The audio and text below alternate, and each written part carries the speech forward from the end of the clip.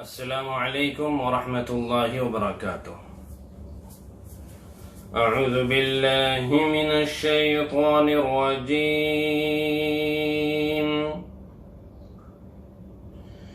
بسم اللہ الرحمن الرحیم۔ أَلَمْ تَرَوْا أَنَّ اللَّهَ سَخَّرَ لَكُم مَّا فِي السَّمَاوَاتِ وَمَا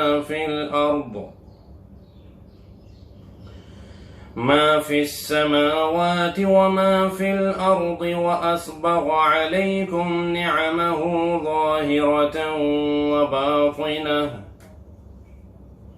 وَمِنَ النَّاسِ مَن يُجَادِلُ فِي اللَّهِ بِغَيْرِ عِلْمٍ وَلَا هُدًى وَلَا كِتَابٍ مُنِيرٍ۔ وَإِذَا قِيلَ لَهُمُ اتَّبِعُوا مَا أَنزَلَ اللَّهُ قَالُوا بَلْ نَتَّبِعُ مَا وَجَدْنَا عَلَيْهِ آبَاءَنَا أَوَلَوْ كَانَ الشَّيْطَانُ يَدْعُوهُمْ إِلَى عَذَابِ السَّعِيرِ۔ صدق اللہ العظیم۔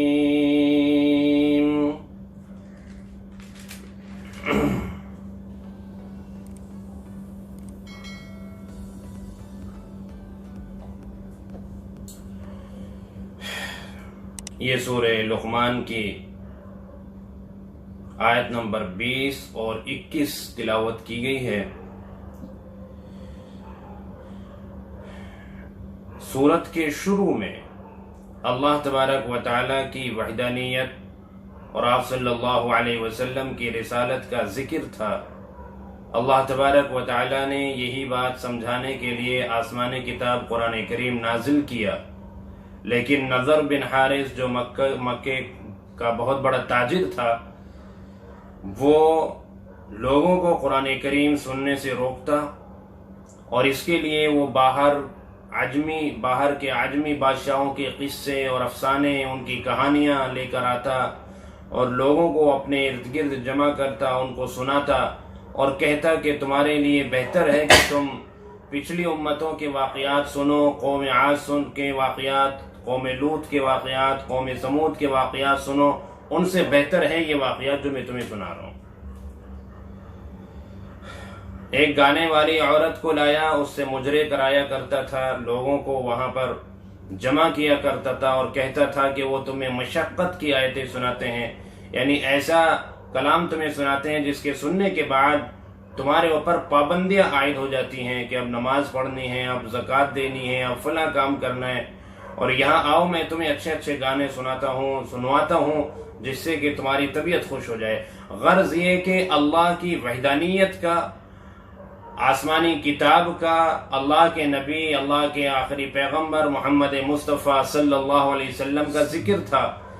درمیان میں حضرت لقمان علیہ السلام کا ذکر بھی اسی مناسبت سے آیا کہ لوگوں کو یہ میسج جائے، ان کو یہ پیغام جائے کہ نبی کے علاوہ جو غیر نبی ہے، یعنی ایسے لوگ جو نبی تو نہیں ہے لیکن ان کو عقل سلیم دی ہے، اللہ نے ان کو صحیح سمجھ دی ہے، وہ بھی ایک اللہ کا اقرار کرتے ہیں اور اپنے بچوں کو اسی کی ترغیب دیتے ہیں، تلقین کرتے ہیں اور اسی کے مطابق تربیت کرتے ہیں، یعنی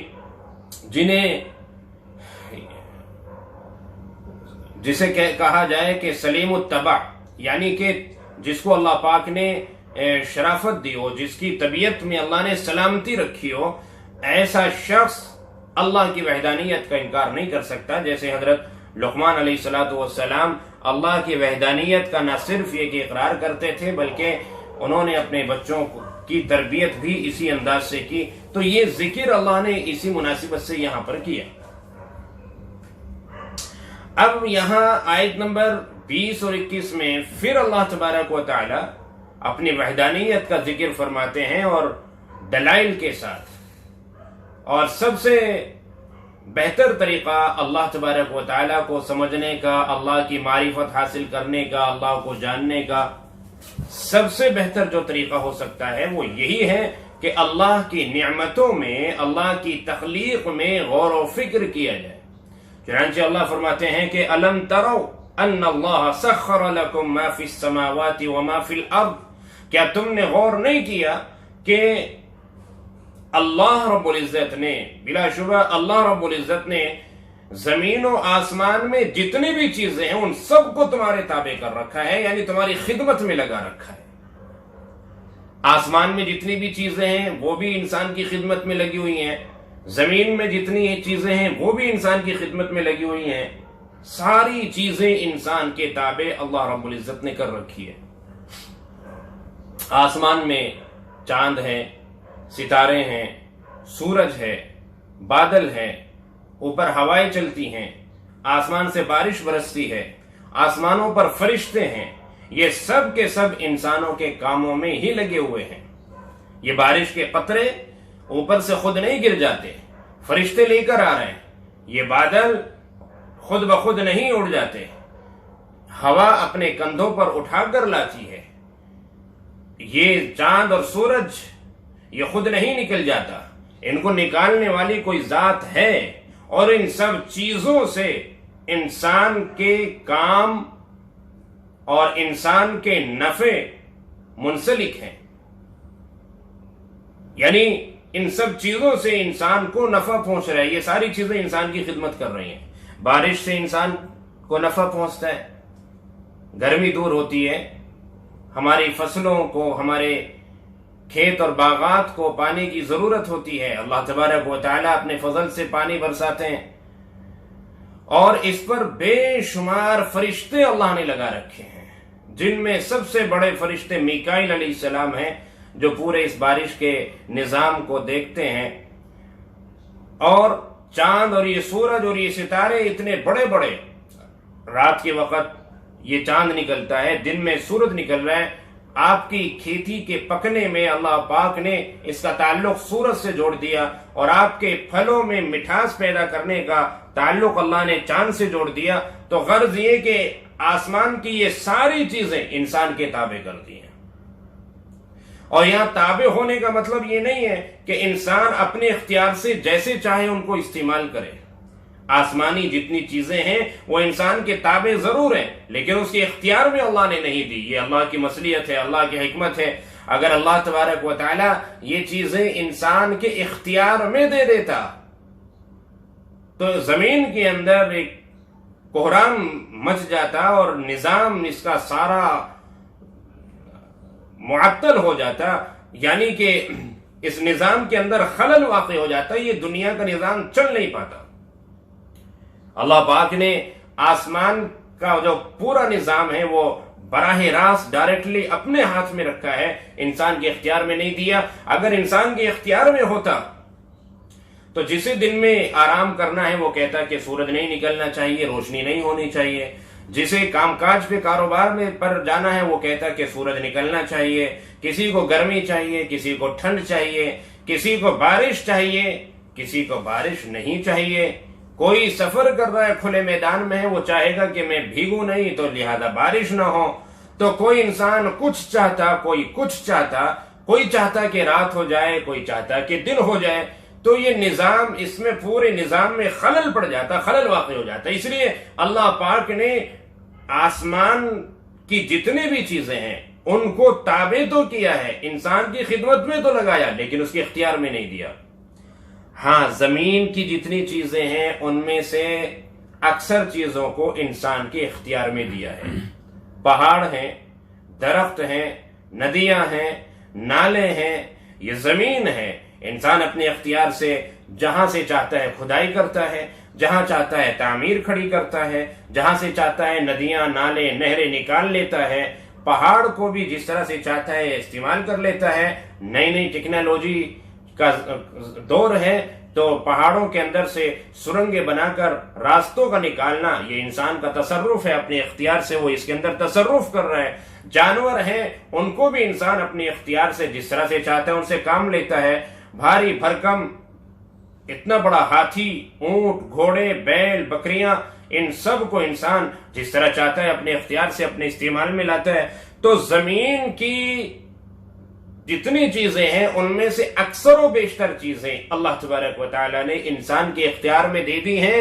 انسان اپنی مرضی سے اپنے اختیار سے جیسے چاہتا ہے استعمال کر لیتا ہے، لیکن آسمان کی چیزیں اللہ پاک نے اختیار میں نہیں دی ہیں. ایسے ہی آسمان کی جو اور بھی بہت ساری چیزیں جو انسان کی خدمت میں لگی ہوئی ہیں. آسمان کا مطلب ہے بلندی، یعنی انسان سے اوپر کی جو چیز ہے، اس کے سر سے اوپر کی جو چیز ہے وہ بلندی مراد ہے. اللہ رب العزت نے قرآن کریم کے اندر کتنی جگہ فرمایا کہ آسمان سے اللہ بارش برساتے ہیں. حالانکہ ہم سب جانتے ہیں کہ یہ بارش آسمان سے نہیں آ رہی، بادلوں سے آ رہی ہے، جو کہ بادل بہت ہی نیچے ہیں، زمین سے بس کچھ اوپر ہیں اس میں سے، لیکن اللہ فرما رہے ہیں ہم آسمان سے بارش برسا رہے ہیں. تو اب آپ دیکھیے کہ آسمانوں میں اللہ نے فضا کے اندر ایک عجیب تاثیر رکھی ہے. آج وہاں سیٹلائٹ چھوڑ کر کتنے کام انسان نکال رہا ہے. آسمان میں اوپر سیٹلائٹ چھوڑ دیا اور اس سیٹلائٹ کے ذریعے سے، انٹرنیٹ کے ذریعے سے انسان کے کتنے کام آج کل انجام دیے جا رہے ہیں. تو اللہ پاک جو فرما رہے ہیں اس میں بڑی گہرائی ہے. اللہ فرماتے ہیں کہ ہم نے آسمانوں کی اور زمینوں کی جتنی چیزیں ہیں وہ سب ہم نے تمہارے تابع کر دی ہیں، تمہارے کام میں لگا دی ہیں. وَأَسْبَغَ عَلَيْكُمْ نِعْمَهُ ظَاهِرَةً وَبَاطِنَةً، اور تم پر اپنی ظاہری اور باطنی تمام طرح کی نعمتیں کامل اور مکمل کر دی اس رب نے.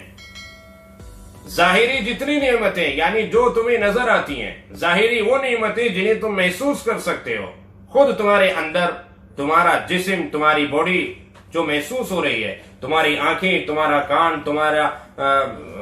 تمہارا جسم اور تمہارے اعضاء، ہاتھ پیر، یہ سب جو نظر آ رہے ہیں، اور تمہارا یہ ذریعہ معاش، اور تمہیں جو اللہ پاک نے دنیا جہاں کی اتنی ساری نعمتیں دی ہیں جو دکھتی ہیں، جو نظر آتی ہیں، اللہ فرماتے ہیں کہ یہ بھی ہم نے تمہارے لیے مکمل کر دی. اور جو باطنی نعمتیں ہیں یعنی کہ جن کا تعلق دل سے ہے وہ بھی اللہ رب العزت نے مکمل کر دی. اب جیسے دین اسلام ہے، یہ اللہ کی نعمت ہے جو اللہ نے ہمیں دیا. قرآن کریم اللہ کی نعمت ہے.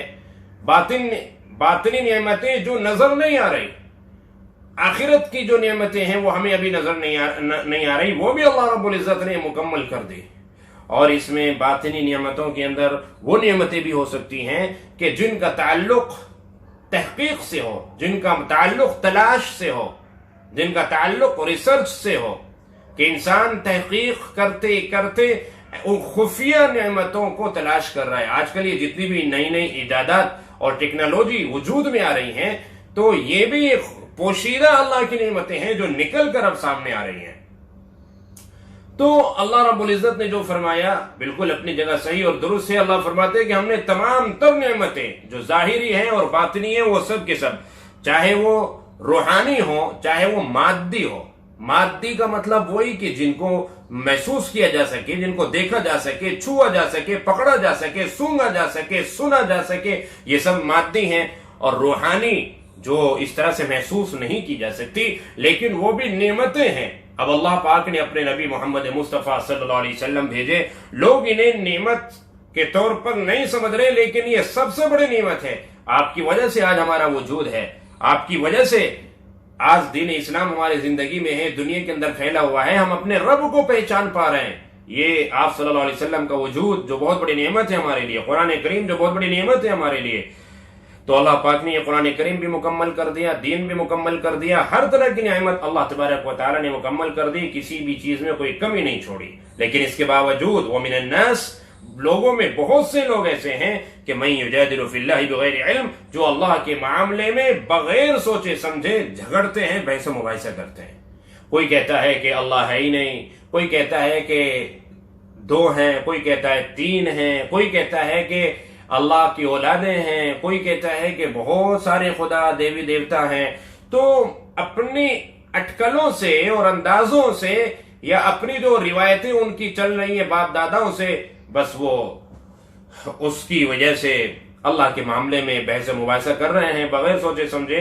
نہ تو ان کے پاس کوئی عقلی دلیل ہے صحیح، ولا ہدا، نہ کسی رہبر نے، کسی نبی یا پیغمبر نے ان کو اس کے بارے میں بتایا کہ اللہ تبارک و تعالیٰ ایک سے زیادہ ہیں، ہر نبی نے ایک ہی خدا کا ذکر کیا، تو ایسا بھی نہیں ہے کہ کسی نبی نے بتایا وَلَا کتاب منیر، اور کوئی روشن کتاب بھی نہیں ہے ان کے پاس، یعنی عقلی دلیل بھی نہیں ہے، نہ نقلی دلیل ہے، وہ نقلی دلیل بھی نہیں ہے۔ کتاب منیر نقلی دلیل، یعنی جو کتابوں میں لکھی ہو ایسی بھی کوئی دلیل نہیں، تو کسی بھی طرح کی کوئی دلیل نہیں، کوئی سند نہیں، بے سوچے سمجھے ایک اللہ کا انکار کر رہے ہیں، بے سوچے سمجھے اللہ کے نبی کا انکار کر رہے ہیں، اللہ کی کتاب کا انکار کر رہے ہیں۔ اور جب ان سے کہا جاتا ہے کہ اتبعوا ما انزل اللہ، جو اللہ نے نازل کیا اس کا اتباع کرو، اپنی اٹکلوں سے اپنے اندازوں سے بات نہ کیا کرو، بلکہ جو اللہ نے نازل کیا، کیا نازل کیا اللہ نے؟ قرآن کریم نازل کیا اللہ نے، احادیث شریفہ نازل کی ہیں اللہ پاک نے، یہ بھی اللہ کی طرف سے ہیں جو آپ صلی اللہ علیہ وسلم پر نازل ہوئی ہیں۔ تو ہونا تو یہ چاہیے کہ ہم اتباع کریں قرآن کا، ہم فالو کریں قرآن کو، ہم فالو کریں احادیث شریفہ کو، لیکن اس کے بجائے نہیں۔ جب ان سے کہا جاتا ہے کہ تم اتباع کرو قرآن اور حدیث کا، تو کیا کہتے ہیں؟ نتبع ما وجدنا علیہ آباءنا، کہ ہم تو اپنا اس طریقے پر چلیں گے، ہم اس کی تقلید کریں گے جس پر ہم نے اپنے باپ داداؤں کو پایا، یعنی ہم اپنا طریقہ اور اپنا رویہ نہیں بدلیں گے۔ گویا کہ ان کے پاس سب سے مضبوط اگر کوئی دلیل ہے تو وہ ان کے باپ داداؤں کی جو روایت ہے، ان کے باپ دادا جو مطلب کرتے آ رہے تھے، یہ سب سے بڑی دلیل ہے ان کے پاس۔ تو یہ کوئی دلیل ہوئی؟ باپ دادا کرتے ہوئے آ رہے تھے، اس وجہ سے آج ہم بھی شرک کریں گے، باپ دادا کرتے ہوئے آ رہے تھے اس وجہ سے آج ہم بھی کفر کریں گے، باپ دادا کرتے آ رہے تھے اس وجہ سے آج ہم بھی ظلم و تاریکی میں پڑے رہیں گے؟ یہ تو کوئی عقل مندی کی بات نہیں ہوئی نا۔ آپ کے باپ دادا کیوں کر رہے تھے؟ یہ کفار و مشرکین کا جواب ہے جب ان سے کہا گیا کہ تم قرآن کا اتباع کرو، قرآن پر ایمان لاؤ، حدیث پر ایمان لاؤ، اللہ کے نبی پر ایمان لاؤ، یہ تمہیں صحیح بات بتائیں گے۔ تو ان کا کہنا یہ تھا کہ نہیں، بس ہمارے باپ دادا جو کرتے ہوئے آئے ہم تو وہی کریں گے۔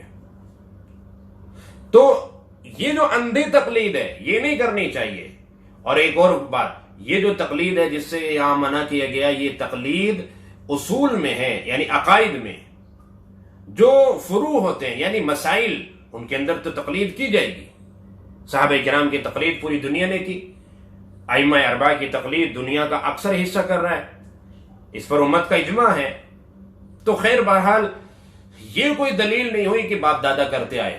آج بھی بہت سارے مسلمانوں سے اگر کہا جاتا ہے کہ بھئی آپ یہ فلاں کام کیوں کر رہے ہیں، آپ کو یہ نہیں کرنا چاہیے، یہ تو شریعت میں ہے نہیں، یہ تو اللہ کے نبی صلی اللہ علیہ وسلم کی سنت سے ثابت نہیں، تو ان کا بھی یہ کہ بھئی ہمارے باپ دادا کرتے آ رہے ہیں، بس اس وجہ سے ہم بھی کر رہے ہیں۔ تو بھئی یہ کوئی دلیل نہیں ہے، یہ تو کفار بھی کہا کرتے تھے۔ اور اللہ فرماتے ہیں کہ اولو کان الشیطان یدعوہم الی عذاب السعیر، کیا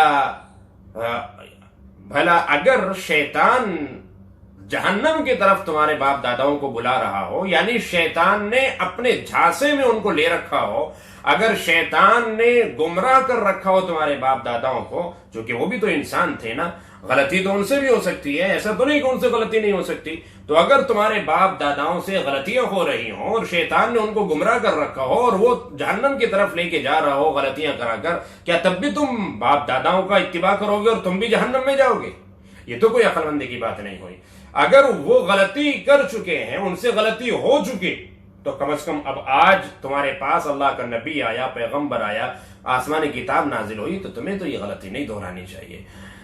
تو بہرحال اللہ تبارک و تعالی نے اس طرح مضبوط دلیل پیش کی ہے کہ لوگوں کے سمجھ میں آئے اور وہ اپنے باپ داداؤں کی روش پر نہ چلیں، بلکہ اب جو روشنی آ چکی ہے، جو آسمانی کتاب آ چکی ہے، آخری نبی اور پیغمبر آ چکے ہیں، ان کے کہنے پر چلنا چاہیے، اور جو ہمیں ایک روشنی ملی ہے اس روشنی سے ہمیں فائدہ اٹھانا چاہیے۔ اللہ تبارک و تعالی ہر طرح کے نقصان سے، کفر سے، شرک سے ہم سب کی حفاظت فرمائے۔ السلام علیکم ورحمۃ اللہ۔